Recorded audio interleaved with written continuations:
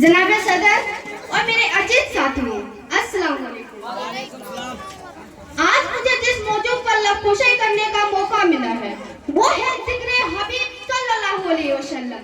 जहाँ जिक्र हबीब होता है वहाँ खुद खुदा भी करीब होता है, कि जहाँ जिक्र हबीब होता है वहाँ खुद खुदा भी करीब होता है। इनकी महफिलों में बैठने वाला खुशनसीब होता है।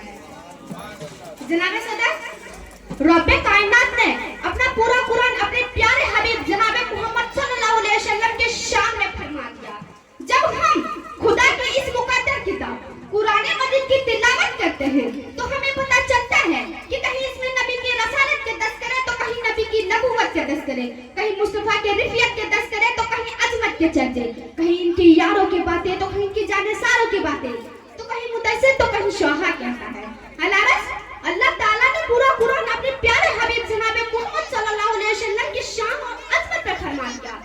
इसीलिए तो शायद कहता है, निगाहें इश्क मस्ती में वही अव्वल वही आखिर, निगाहें इश्क मस्ती में वही अव्वल वही आखिर, वही कुरान वही फुरका वही शुआइन वही शोहा कहता है। अलारस अल्लाह ताला ने प्यारे हबीब जनाब मोहम्मद सल्लल्लाहु अलैहि वसल्लम से इरशाद फरमाते हैं, ए प्यारे, मोहब्बत का तस्का तो ये है, उल्फतों की मांग तो ये है कि तू हमें चाहता रहे, हम भी तुझे चाहते रहेंगे, कि तू हमसे प्यार करता रहे, हम भी तुझसे प्यार करते रहेंगे, कि तू हमारी हम बयान कर, हम तेरी रहमतें बयान करेंगे। और ए मेरे प्यारे महबूब, तू ला इलाहा इल्लल्लाह पढ़कर मेरे खुदाई के डंके बजाते रहे, हम मोहम्मद रसूलुल्लाह पढ़कर तेरे मुस्तफा के डंके बजाते रहेंगे। मेरे अजीज साथियों, मैं सिर्फ दो मिसालें देके अपनी तकरीर को खत्म कर दूंगी। मेरे अजीज साथियों, ईमान की बुनियाद कलमा है जिसे हम सभी लोग पढ़ते हैं, ला इलाहा इल्लल्लाह मुहम्मदुर रसूलुल्लाह। इस पर जरा सा गौर कीजिए, अगर कोई शख्स सिर्फ ला इलाहा इल्लल्लाह पढ़ता है और मुहम्मदुर रसूलुल्लाह नहीं पढ़ता तो क्या उसकी कलमा मुकम्मल होगी? नहीं, हरगिज़ नहीं, उसकी ईमान नामुकम्मल है। मालूम हुआ जिसके कलमे के बगैर ईमान नामुकम्मल है, उसी तरह मोहम्मद रसूलुल्लाह के बगैर भी कलमा नामुकम्मल है। अब थोड़ा सा आगे चलते हैं, अज़ान पर जरा सा गौर कीजिए। अगर कोई शख्स सिर्फ अल्लाहु अकबर अशहदु अल्ला इलाहा इल्लल्लाह हय्या अलल सलाह पढ़ता है तो क्या उसकी अज़ान मुकम्मल होगी? नहीं, हरगिज़ नहीं। थोड़ा सा आगे चलते हैं, अगर कोई सब होकर मुसल्ला पर नमाज के लिए खड़ा हुआ, उसने सब कुछ कर लिया, उसने नियत कर ली, उसने फातिहा पढ़ ली, सूरत अल-इखलास रुकू भी किया, सजदा भी किया, लेकिन तशहुद नहीं पढ़ा तो क्या उसकी नमाज मुकम्मल होगी? नहीं, हरगिज़ नहीं, उसकी ईमान नामुकम्मल है।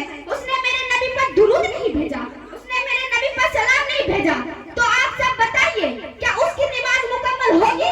नहीं, हरगिज़ नहीं, अभी नहीं, उसकी ईमान मुकम्मल नहीं होगी, इसकी ईमान मुकम्मल नहीं होगी।